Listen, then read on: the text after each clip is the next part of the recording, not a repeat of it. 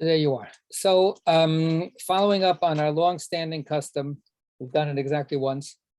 We're going to continue with this experiment and look at the Haftarah rather than the Torah reading itself, and see what happens, what kind of light.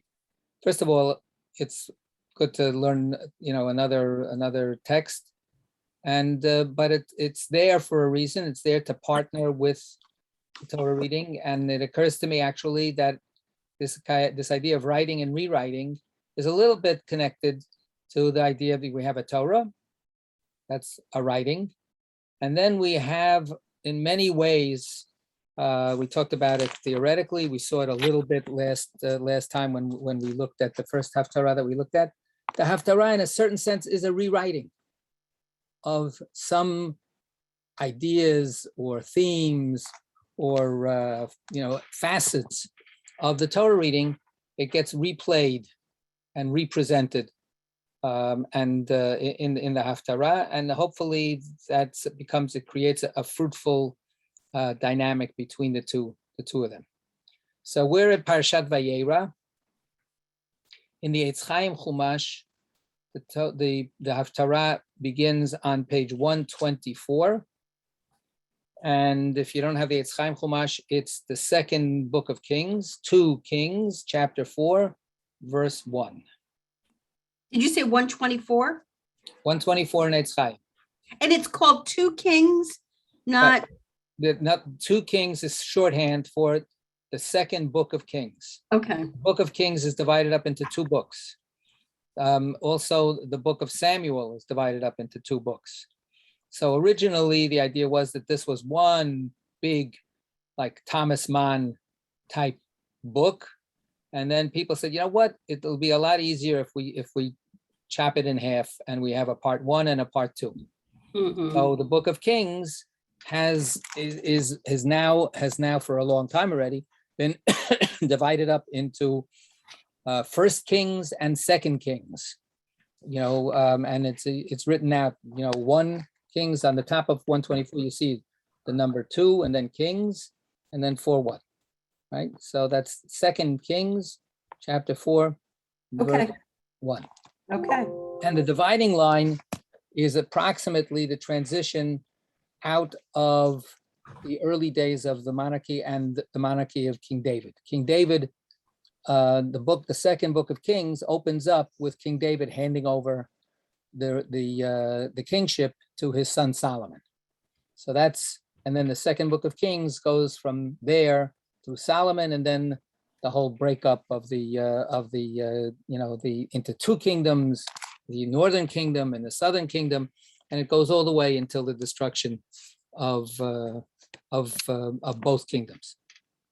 So it encompasses long history, hundreds of years of history, and a lot of kings. So it's very hard you need these lists sometimes to remember who's who, because you've got parallel lists. You've got kings in Judea and kings in Samaria as it's called, and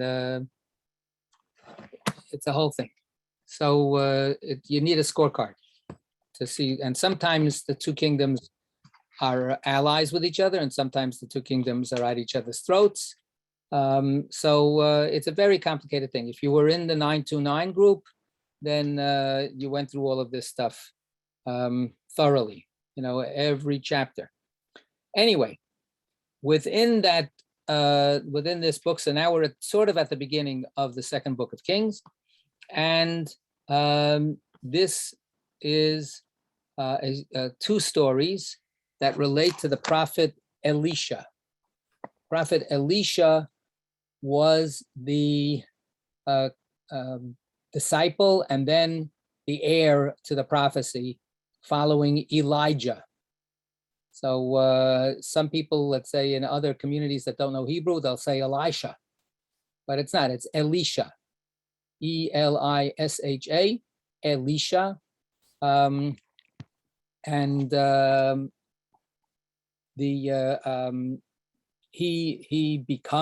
He's actually literally Elijah puts his mantle on him and, invests him with becoming the prophet. And then Elijah flies up into heaven and disappears, and Elisha takes over, and he's the prophet. So that's where we're starting from today. So let's start reading it, and we'll start seeing what's what. In contrast to many other haftarot, we talked about this in the intro, most haftarot come from other prophetic books like Isaiah. Ton of haftarot come from Isaiah, from Ezekiel, from Jeremiah, and then from some of the other prophets like Hosea and Micah.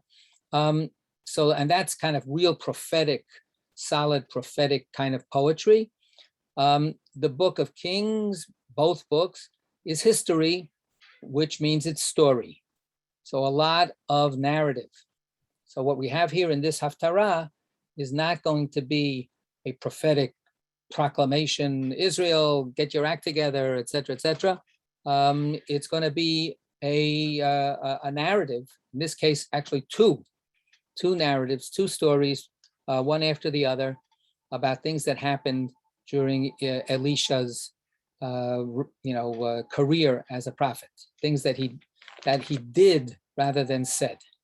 Okay, so I'd like to ask somebody to do us the honor and read this out loud for us. Who's going to start reading? Going once, going twice. See, I'll do it. thank you. You're welcome. Pardon me. A certain woman, the wife of the disciples of the prophets. Of one of the disciples. The wife of one of the disciples of the prophets cried out to Elisha, "Your servant, my husband, is dead, and you know how your servant revered the Lord. And now a creditor is coming to seize my 2 children as slaves." Elisha said to her, "What can I do for you?" Elisha said to her, "What can I do for you? Tell me, what have you in the house?" She replied, "Your maidservant has nothing at all in the house except a jug of oil. Go," he said, "and borrow vessels outside from all your neighbors, empty vessels, as many as you can. Then go in and shut the door behind you and your children, and pour oil into all those vessels, removing each one as it is filled." She went away and shut the door behind her and her children. They kept bringing vessels to her, and she kept pouring. When the vessels were full, she said to her son, "Bring me another vessel." He answered her, "There are no more vessels," and the oil stopped. She came and told the man of God, and he said, "Go sell the oil and pay your debt, and you and your children can live on the rest." That's the first story. The rest of the Haftarah gives a much longer second story. This is the first story. So it's a story that I think has plenty of interest in and of itself. But maybe we should just a little bit unpack the story before we ask our, usual question: can we find the connection to our Torah reading? So first, let's just get the story itself. What do we learn from it's a short story. It's only 2 paragraphs in the end, but there's a lot packed in here. What kinds of things can we deduce from this short narrative? There's context here. There's backstory. Then there's the stuff that's crisis and the solution to the crisis. What kind of things do we find out here? Jen, you were going to say something. I was wondering, so her husband, who died, was one of the prophet's disciples.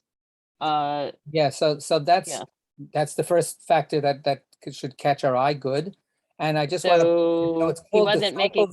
1 second. Disciples of prophets is what it's called in the English translation here. The term in Hebrew, and it's used more than once, is B'nai Hanaviyim, which literally means the children of the prophets, right? Sons of the prophets. And it refers to apparently groups of people who were involved in seeking a prophetic experience or a prophetic way of life, perhaps following a mentor, a kind of I don't want to use the word cult, but a sect or a group of devotees that were specifically, intentionally trying to connect up to the idea of prophecy. Yeah, go ahead. What do you want to say? Well, I'm just wondering, would her husband have expected to, I mean, was he doing this instead of making a living? I mean, did he leave her? And no, I mean, well, seriously, if she's so Sound like his mother. harsh, Sound like, I know. this is a Well, I mean, profession. This is, I know, but he's left a wife who might have his kids, I presume, sold into slavery. What happened here that that she's destitute? And is that like an expected thing for, prophet and prophets in training? right.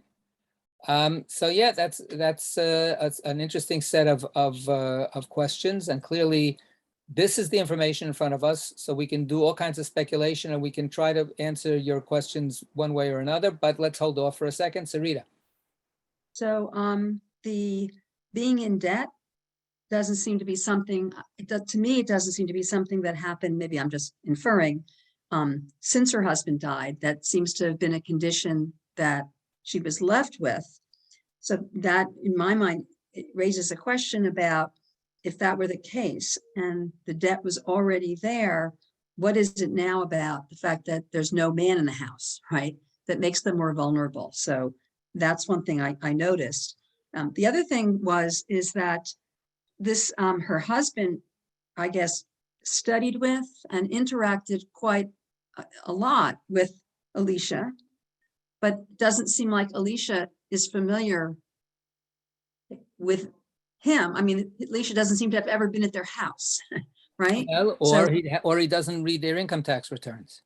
Well, it says, what have you got in your house? So I wonder, does that, it could be that, the interactions were always where Alicia was, which, that's what you might do with the teacher, in terms of the nature of the relationship between her husband and Alicia. I would read it a lot more simple.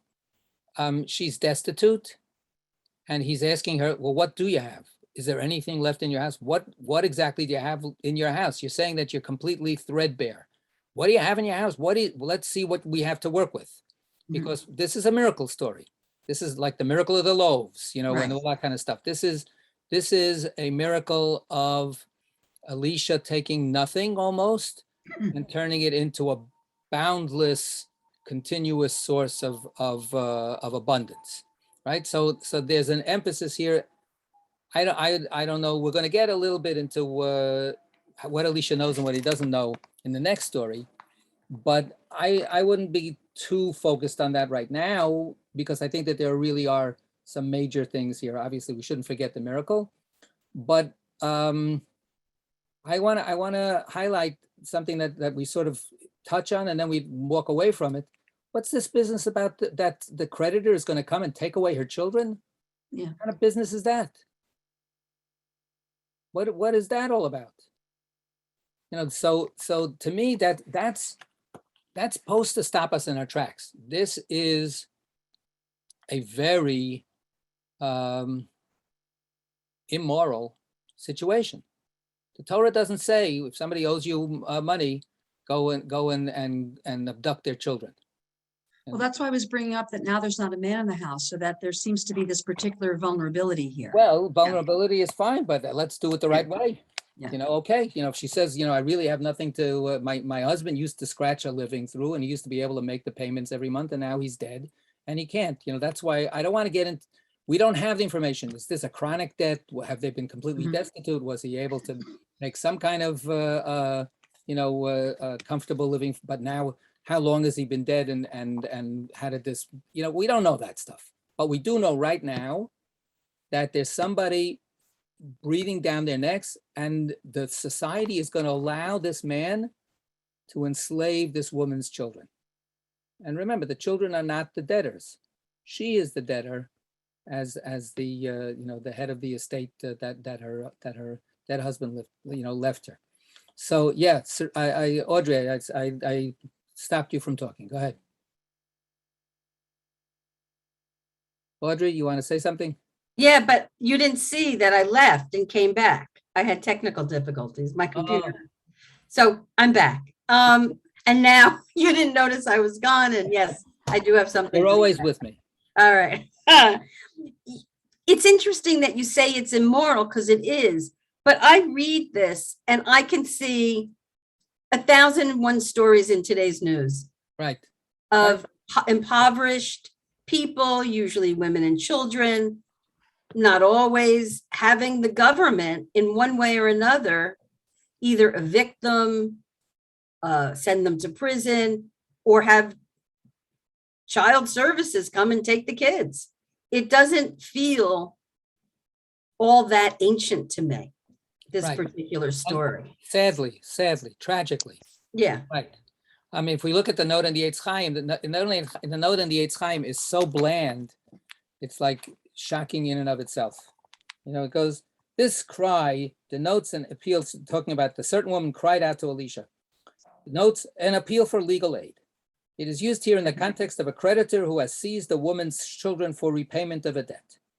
A biblical exhortation warns creditors against keeping debtors' garments as security overnight, noting that that compassionate God should be a compassionate, or the compassionate God will come to the poor person's rescue if such a person cries out to him in distress. Right? Right. That So does. it's like, it's so monotone, you know, and not touching on some of the real points, because I guess it doesn't want people, you know, too shook up while they're listening to the Torah. We got to get through the service. Is that a common complaint of this, of at the Eitz Chaim? It's my common complaint. It is a A common lot of people love complaint, it. I mean, the Eitz Chaim is a major, you know, product. It's a major a monumental work. contribution. But it right. But you know, I find it sometimes lacking in It's dry. well, yeah, and in juice and in some kind of passion or something. Yeah. But I want to Yeah. counter what you said about the, the immorality of the society, because, one, it may be that nobody else knows that this is going on.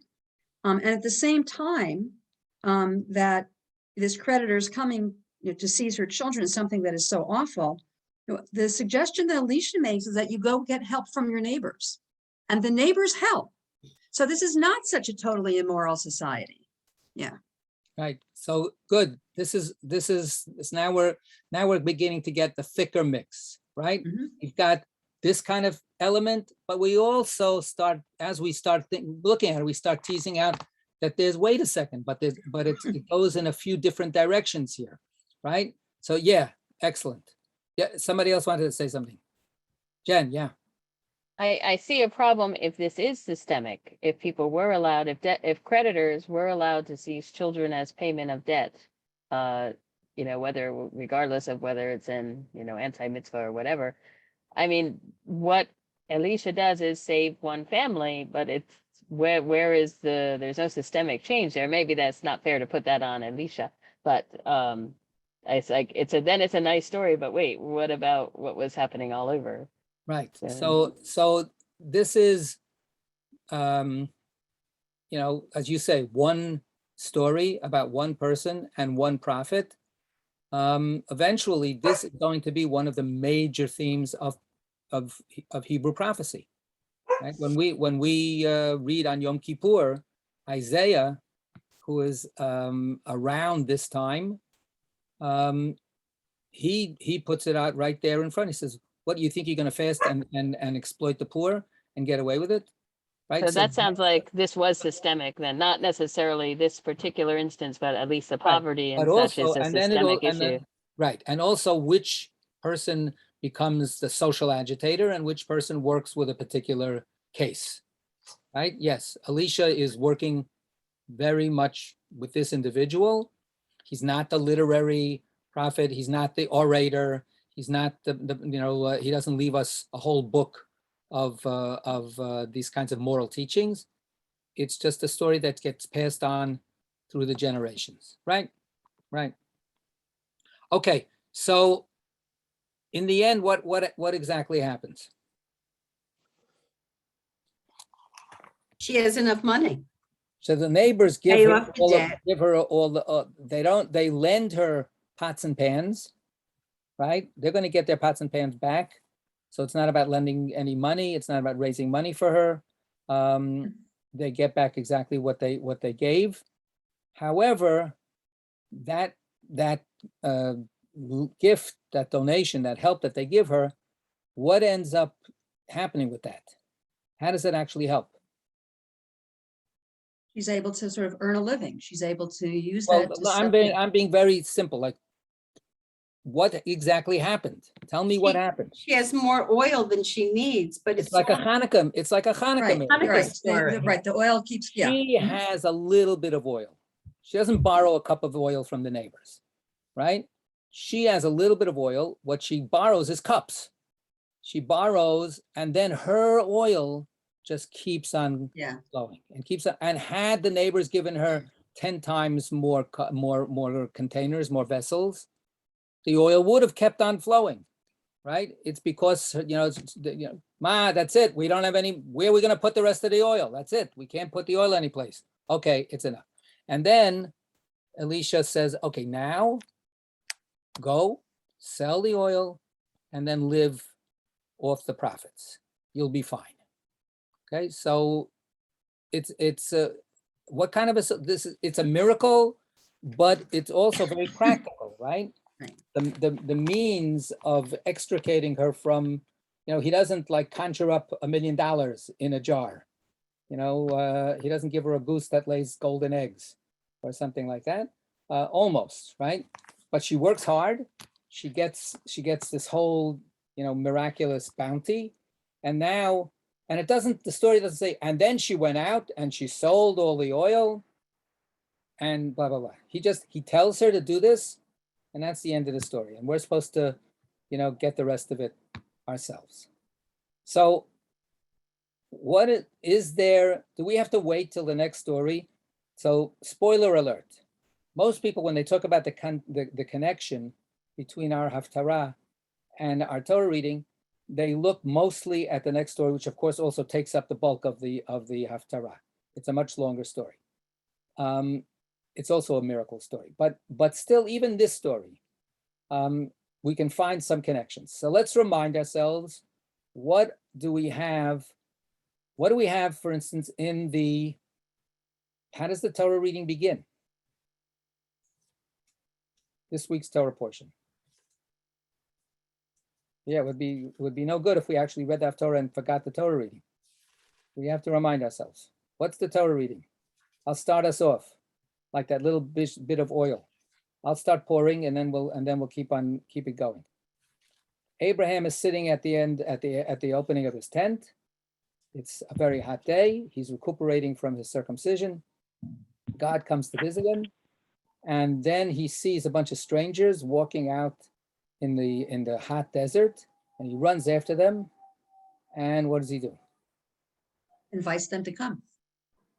Invites them to come into his house, and he lays out a wonderful feast for them. And he doesn't know that they're angels in the beginning, but that's what they are. And then we've got the rest of the story. Well, then It's a they non-kosher prophesize. feast, right? What? Right. It's a non-kosher feast. Right. It's not it's pre-kosher. It's pre- pre-kosher. It's very pre-kosher. Pre-kosher. Very pre-kosher. Right. Yeah. So Then they prophesize. There's prophecy here. They prophesize that he will have a son, which is pretty amazing because he and Sarah are really old. right. So we have a few factors that we could definitely glue these together, right? There's a kind of compare and contrast. There's certain differences clearly between the home environment of Abraham and Sarah and the home environment of this widow. But that's part of what the stories are, right? And there's, from Elisha's point of view, he is saying, I'm gonna give you so much, right? You're gonna have all of this bounty, all of this goodness, And partly, as Sarita pointed out, it depended on the generosity of the neighbors, right? The neighbors, if the neighbors would have slammed the door in her face, then she never would have had enough. If she would have only gotten, 5 pots instead of 50 pots, she wouldn't have had enough to live from. So there had to be an act of generosity on the part of the neighbors as well. So there is at least some kind of echoing of the theme of giving, of generosity. Abraham and Sarah knocked themselves out to prepare a meal for these people that they don't know at all, right? And as a result, they show how worthy they are, and they're promised a son in their old age. Let's also remember, she would lose her children if this miracle didn't happen, right? So her children are restored to her, right? The danger of losing her children, which is imminent, is averted by this miracle. Okay, what else happens in our Torah reading that might be connected with that? Well, and Sarah's faced with, she could perhaps have children, right? She hasn't had children of her own. So that's Right. a connection. Come on, we have to remember, this is the Torah reading. Isaac is born, and then by the end of the Torah reading, Abraham and Sarah almost lose Isaac, right? Right, that's true. So there's the Akedah, and then miraculously, there's this a ram that gets caught in the bushes, and that becomes the substitute, and the boy is saved. The son is given back to his parents, so to speak. Right. So there's different possibilities here. In the middle of our story, in the Torah portion, we have another episode, the episode of Sodom and Gomorrah, right? I mean, this is one Torah portion we got here. So in the episode of Sodom and Gomorrah, let's look back there for a second. And let's look at, and I don't want to get too deflected by the story, because the stories, as we know from every year of looking at them, they're pretty amazing and provocative. Let's look at page 105, which is Genesis chapter 19, and we can start from verse 4. Okay. You got it? Yeah. This is already, the scene is that the angels, after being at Abraham and Sarah's house, they trek over to Sodom and Gomorrah. They're in Sodom, and we have another hospitality story. Lot invites them into his house, right? Okay, so now, verse 4. They had not yet lain down when the townspeople, the men of Sodom, young and old, all the people to the last man, gathered about the house. And they shouted to Lot and said to him, "Where are the men who came to you tonight? Bring them out to us, that we may be intimate with them." So Lot went out to them to the entrance, shut the door behind him, and said, "I beg you, my friends, do not commit such a wrong. Look, I have 2 daughters." Oh, this is beautiful. "I have 2 daughters who have not yet known a man. Let me bring them out to you, and you may do to them as you please. But do not do anything to these men, since they have come under the shelter of my roof." But they said, "Stand back." The fellow, they said, "Come here as an alien." Came here. They came here as an alien, and already he acts the ruler. Now we will Talking about Lot, they go, oh, they're talking to him, but they're saying as if he's third person. Oh, that guy comes here and he thinks he's a big shot. Now we will deal worse with you than with them. And they pressed hard against the person of Lot and moved forward to break the door. But the men stretched out their hands and pulled Lot into the house with them and shut the door. Okay, that's enough. So when we look now back into the Haftarah, read verse 4, please. Bear with me. We're on 124. Yeah, Oh, then go in and shut the door behind you and your children and pour oil into all those vessels, removing each one as it is filled. sound familiar? Right, so let's try, besides the fact that it just has this echo, right? Shutting the door, shutting the door. So how does the shutting the door function in both of these stories? It's for protection, and it's protection of Lot of the angels, and then in this case of Elisha, like the more elevated, the prophetic people are trying to, and the angels are trying to protect the people who are in trouble. So, But I do think we have to just take a moment in a few minutes about giving your daughters up like that. Just, well, let's put it out Well, there. that's a also. real, that's like really, I mean, here, the woman in the Haftarah, I mean, she's concerned because someone is coming to take her children. And here Lot, in order to save somebody else, is offering his children. Right, which, and again, if we talk about this as a systemic thing in the Haftarah, this is what's happening in society. This is the reality that any powerless person might say, this is the reality. There's nothing, well, obviously, if I'm lucky enough to be able to pay off the debt, then that's great. But otherwise, I'm going to have to reconcile myself to the fact that I'm going to have to give away my children for this. Well, that happens in there are societies where the Sure, families are so absolutely, poor, right. and they sell their daughters Right. to either marriage or worse. Yeah, So in it- order for the so- rest of the family to survive. Yeah. So it brings up this complexity that we were touching on before, the neighbors, right? How they're good neighbors, they're nice neighbors, they're not, are they evil neighbors? The society, how much do we want to condemn a society that tolerates this kind of practice? But on the other hand, they're very nice. If you want to borrow a pot, they're okay with it. And I don't want to say that sarcastically. It becomes a very mixed picture. And with the shutting the door in the Lot situation, they want to come, they want to break down the door. They want to attack Lot and his family and the strangers. They don't know the strangers are angels, but they want to just have their way with everybody and destroy them because they're outraged, by this semi-decent human being that Lot is. The shutting of the door in our case, is it a shutting of the door against an evil society, or is it not quite that kind of simple, black and white moral situation? Sherilyn is here. But what else would be coming into play here for why the door should be shut? What in the end is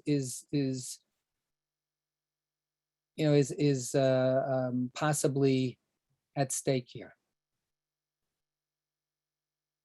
Well, I suppose it gives her privacy in terms of what she's doing. So, she's borrowing and there's no indication that she has told her neighbors why she's borrowing all these vessels, although they're still willing to give them to her, even though they may not know why. And the fact that she is doing this so that she, although, does she know that she's going to be selling this? I mean, Alicia doesn't tell her that until actually she's already filled them up. Right. So she's doing something almost like Alicia told me to do it and I'm doing it, and it's, yeah. Right. So May she's not know what's in- just following Or- the yeah. guidance of this person who she trusts. She came to him for help, Yeah. right? She said, you got to help me. You know how devoted my husband, my deceased husband was to God. You're a man of God. You got to help me in this case, right? And he tells her to shut the door. He tells her Right. to do He's this the one who privately. tells her to shut the door. That's Yeah. right. And the angels say shut the door also in the Lot situation. So privacy is important. And one possibility is this is a way of helping a person without exposing her sense of desperate need. Right? The neighbors, like Sarita's saying, they don't know exactly why they're doing this. They don't know how bad the situation might be, They don't know, what a crisis it is. So then she closes the door, and she, then opens up, scratches off the lottery ticket and finds out that she's hit the jackpot, and nobody has to be the wiser, right? Nobody has to know that she almost fell apart. That would be one way that this is a measure of trying to treat her with respect, right? Trying to treat her with, preserve her dignity. Yeah, Jen. Does it seem to anyone else that she, the widow, comparing this to the Torah portion, is the only one who's not deliberately putting her children in danger? I mean, because she's just left destitute and with these creditors to appease. But as far as we know, she didn't do anything to, deliberately risk her kids. But Right. Lot is making a choice to risk his daughters. It doesn't come down to that, thank God. And Abraham really, first of all, he abandoned one child, and this other one, he, is willing, at least theoretically, willing to sacrifice. So I feel like she's most innocent amongst these people with kids that we're dealing with in this story. Yeah.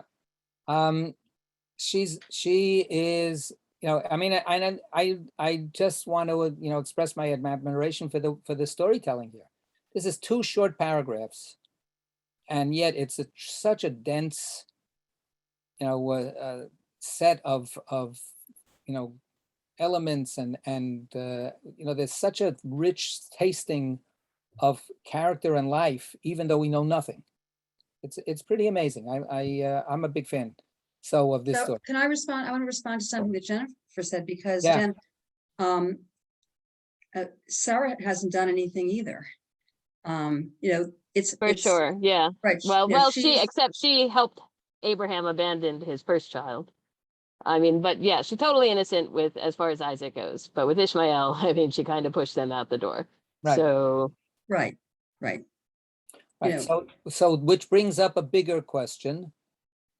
The question of agency.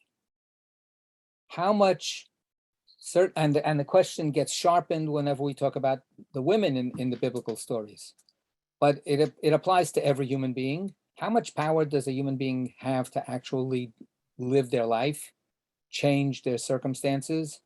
If they live in a society, in a system, and they just don't have the luck of somebody else, and they don't have the means that so many of us have to just sort of cushion ourselves from the hard knocks of reality.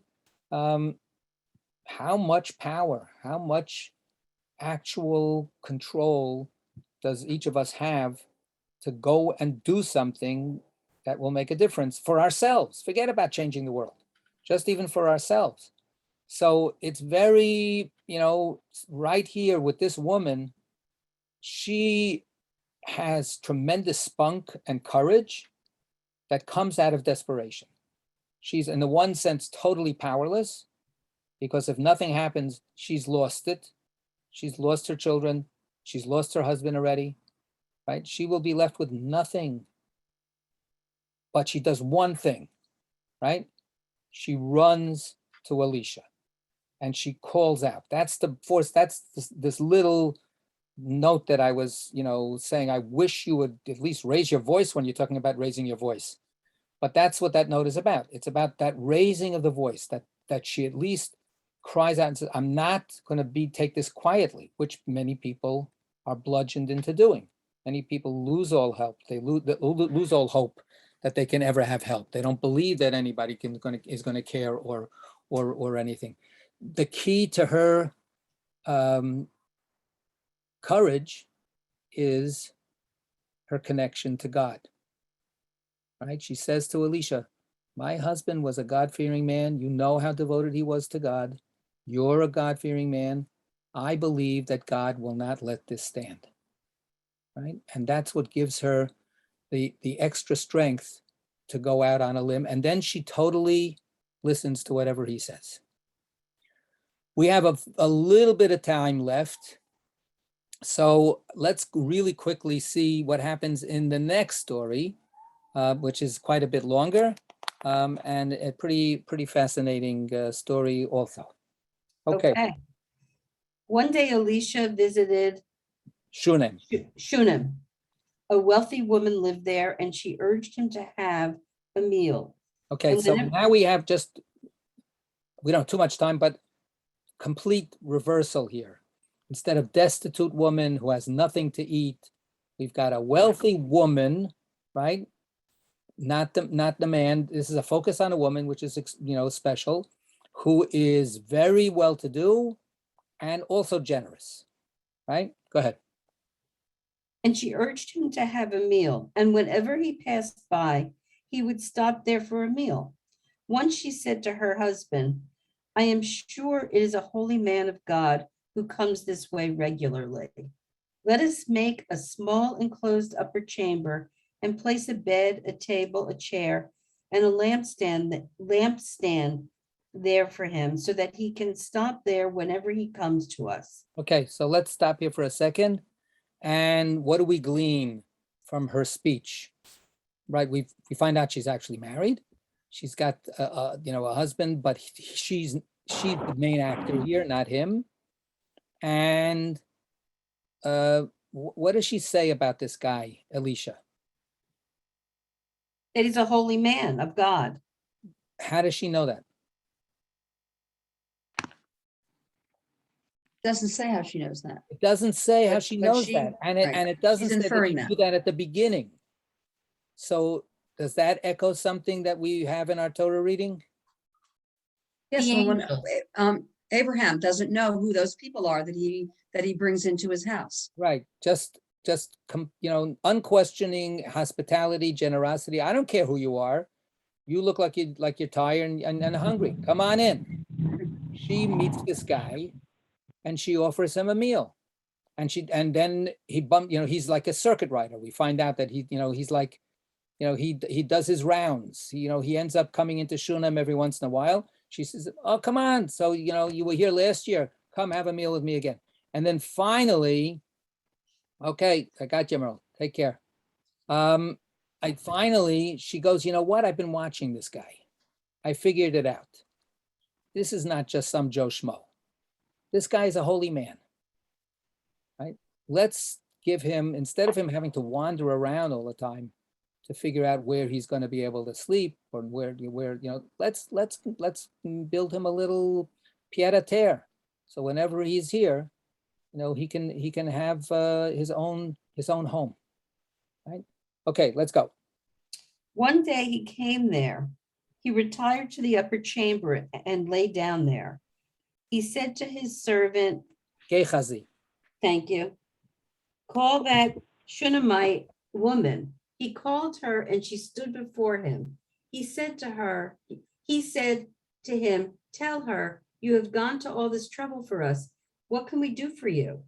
Can we speak in your behalf to the king or to the army commander? She replied, I live among my own people.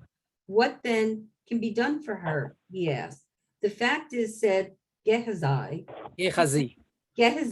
she has no son and her husband is old. Okay, so I don't have to ask, right? Needless to say, connection, right? Go. Call her, he said. He called her and he stood in the doorway.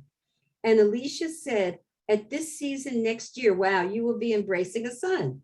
She replied, please, my Lord, man of God, do not delude your maidservant. Okay, so here, obviously, the connection is super, super, super strong.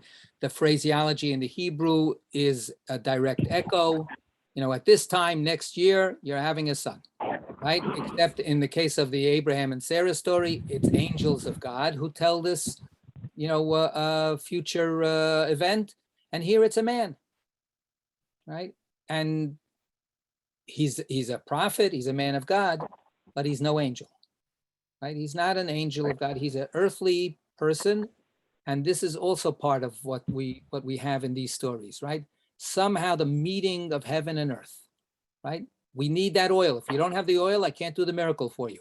I can't increase oil out of nothing. Give me a little bit of oil. Give me something to work with, right? Here, he's the messenger. And it's interesting that it's Gehazi the servant, right, the aide de camp of the prophet, who actually discerns what's going on with this family, right? How much does Elisha know about the private lives of these people that he's interacting with, and so on. Okay, let's go. The woman conceived and bore a son at the same season the following year, as Elisha had assured her. The child grew up. One day he went out to his father among the reapers. Suddenly he cried to his father, "Oh, my head, my head." He said to a servant, "Carry him to his mother." He picked him up and brought him to his mother, and the child sat on her lap until noon, and he died. She took him up and laid him on the bed of the man of God and left him and closed the door. Then she called to her husband, "Please send me one of the servants and one of the she-asses so I can hurry to the man of God and back." But he said, "Why are you going to him today? It is neither new moon nor Sabbath." She answered, "It's all right." She had the ass saddled and said to her servant, "Urge the beast on. See that I don't slow down unless I tell you." She went on until she came to the man of God on Mount Carmel. When the man of God saw her from afar, he said to his servant Gehazi, "There is the Shunammite woman. Go hurry toward her and ask her, 'How are you? How is your husband? How is the child?'" We Okay. are So we don't have enough time. We only have a few minutes. So we're going to skip part of the story. In short, she says, "I don't want to talk to you. I don't want to talk to I want to talk to your boss, right? I want to talk to the manager here, right? I want to talk." Anyway, Elisha gives Gehazi his magic staff, and he says, "Go, and maybe that'll revive the boy." Let's go down to 31, the last paragraph on the page, verse 31 to the end. Gehazi had gone on before them and had placed the staff on the boy's face, but there was no sound or response. He turned back to meet him and told him, "The boy has not awakened." Elisha came into the house, and there was the boy laid out dead on his couch. He went in, shut the door behind the two of them, and prayed to the Lord. Then he mounted the bed and placed himself over the child. He put his mouth on its mouth, his eyes on its eyes, and his hands on its hands, and he bent over it. I have no idea why they don't say his. I have no idea why they say its. But go Yeah, I ahead. don't know why. And the body of the child became warm. He stepped down, walked once up and down the room, then mounted and bent over him. Thereupon the boy sneezed 7 times, and the boy opened his eyes. Elisha called Gehazi and said, "Call the Shunammite woman." And he called her. When she came to him, he said, "Pick up your son." She came and fell at his feet and bowed low to the ground. Then she picked up her son and left. End of the story. Okay, so what other thoughts might we have as we wrap up to sort of put this next to our Torah portion? Again, an amazing story in and of itself, on its own right. There's plenty here to look at, and I'm sorry that we had to skip a little bit, but still. Right, in the end, the miracle worker Elisha brings this boy back to life, right? And brings the boy back, restores him to his mother. So I'm opening it up. What do people want to say? Well, here, this woman knows that her son is in danger. I mean, that her son is dying, or even has died, and does something The about it. perception is that he's dead. Right. And she goes and, to see, what can be done. And, so she has that agency. And I think about Sarah, who does not know that her son's life is in jeopardy. And so she can't do anything about it. Right. Yeah. In a certain sense, this is like the rewrite, back to the idea of writing and rewriting. This is a rewriting of our Torah portion where the mother gets a chance to be the main actor instead of the father. Yeah. Right? And she fights all the way. And in a certain sense, what is she in the end? We sort of skipped it, but let's look just for a second. 28, verse 28, it's on 126. Verse 28, chapter 4. Okay. Then she Then, said, then she said, did I ask my Lord for a son? Didn't I say, don't mislead me? right. So this is a complaint. She's not saying, do me a big favor, do a miracle, bring my son back to life. Her confrontation is not the same confrontation as before. The other woman says, I'm at the brink of a disaster. Save me from this trouble. Save me from the disaster. Here she's saying, you created a disaster for me. I didn't ask for a son. You gave me a son just so that I should lose the son. What kind of gift is that? What kind of justice is what kind of love is that? This is what you did for me. So this is about when we read our Torah portion, where Abraham is told by God, sacrifice your son. And we say, why doesn't he say to God, what are you talking about? You're promising me a son so that I should go kill my son? He never says those words. She says those words, right? And it's, of course, when it's too late, right? When her son has died. Now, of course, her son dies not by, divine command. There's no direction here. It seems to be just bad luck. He dies out in the field, from collapsing in the field. There's a totally naturalistic context for his death. That's also what's happening here is a really amazing back and forth between this divine, miraculous realm and this very, very, prosaic, mundane set of circumstances. And Elisha feels, I got to do something here. This can't, and he has a stake in this too. And he revives her son. And then does she say thank you? She takes that boy and she gets out of there, and she doesn't have anything more to do with any of these people, right? As she says before, I'm comfortable. I just live with my people, right? That's it. Yeah, Audrey. Just one major thing, you probably said it before, but the women fight for their kids. The men are passive and don't. Lot and Abraham did not. And this guy too. This guy's saying to her, why are you going today? Like, she should wait a week, No, that the women are fierce. And Yeah. that's interesting. Very interesting. This particular husband just seems clueless. Yeah. He doesn't know exactly what's going on. Yeah. No, that I get, but Right. Yeah. it is like right, your very- position has nothing to do with me right now. Right. All right. We're going to have to leave it here. Fascinating. Yasha koach. Thank you. Thank Thank you. you. Everybody.